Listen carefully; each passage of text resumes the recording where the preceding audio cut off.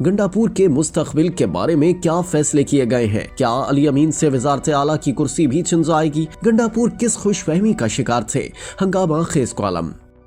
Column निगार S A Zahid अपने column बाउनमान बदलते रंग में तहरीक इंसाफ की सियासत और मौजूदा पोजीशन पर तजिया पेश करते हुए लिखते हैं कि वक्त वक्त की बात है, वो अली अमीन गंडापुर के कल जिसकी हर उल्टी सीधी बात को बानी पीटीआई ऑन किया करते थे और ये भी कहते थे कि वज़ीर आला KP अली अमीन गंडापुर जो भी बात करते हैं या जो भी कदम उठाते हैं उसको उनकी तायद व हिमायत हासिल है और इनके इक़दामात व बयानात बानी की हिदायत के मुताबिक है। लेकिन आज वही बानी पीटीआई उसी अली अमीन के मुखालफिन को सामने ले आए हैं। उनको पीटीआई की सूबाई सदारत से अचानक और हतकामेज तरीके से महरूम कर दिया गया और जुनैद अकबर खान को पीटीआई की सूबाई सदारत सौंप दी गई। कॉलम निगार के मुताबिक जिला मालाकंड के कस्बा थाना से ताल्लुक रखने वाले जुनैद अकबर अगरचे पीटीआई के पुराने कारकुन और दोबारा रुकन कौमी असम्बली मुंतखब हुए, इस वक्त भी वो पीटीआई के रुकन कौमी असम्बली है। अभी एक हफ्ता कबल बानी पीटीआई की हिदायत पर शेख वकास का नाम फहरिस्त से निकाल कर जुनैद अकबर का नाम पब्लिक अकाउंट्स कमेटी के चेयरमैन के लिए शामिल किया गया और वो मुतफ़िक़ा तौर पर बिला मुकाबला इस कमेटी के चेयरमैन मुंतखब हो गए। सिर्फ यही नहीं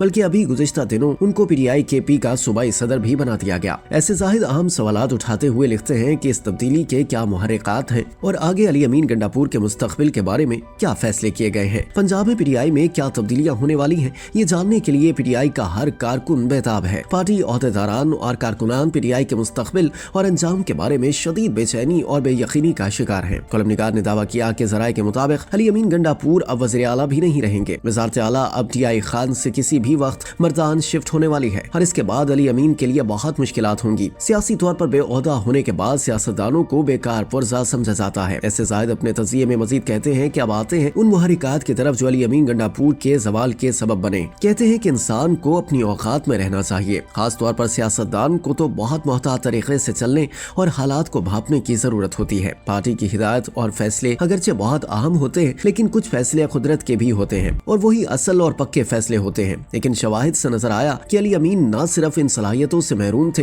बल्कि वो बानी पीटीआई पर इतना यकीन व एतमाद किया करते थे कि उनकी हर बात को दुरुस्त समझते थे। अली अमीन गंडापुर निहायत जज्बाती इंसान है। वो इस खुशफहमी में भी मुब्तला रहे कि बानी हमेशा उनके साथ खड़े रहेंगे। यही उनकी बुनियादी गलती थी, क्योंकि बानी पीटीआई का मिजाज है कि वो ज्यादा अरसा किसी को बर्दाश्त नहीं करते। बाल्फाज़े दीगर वो मंजिल तक साथ देने वालों में शामिल नहीं है। बानी के मिजाज में बतौर अहम उनसर शामिल है कि जरा सी भी कोई बात या इम्कान उनके मफादात के या मर्जी के खिलाफ हो, वो इंतहाई करीबी साथी की भी कुर्बानी देने में दरेग बिल्कुल नहीं करते। इसकी कई मिसालें सबके सामने हैं। अली अमीन को ये बात भी बिल्कुल समझ नहीं आई कि बानी के अलावा पीटीआई में ताकत का महवर कोई और है। सोच और मशवरे किसी और के होते हैं।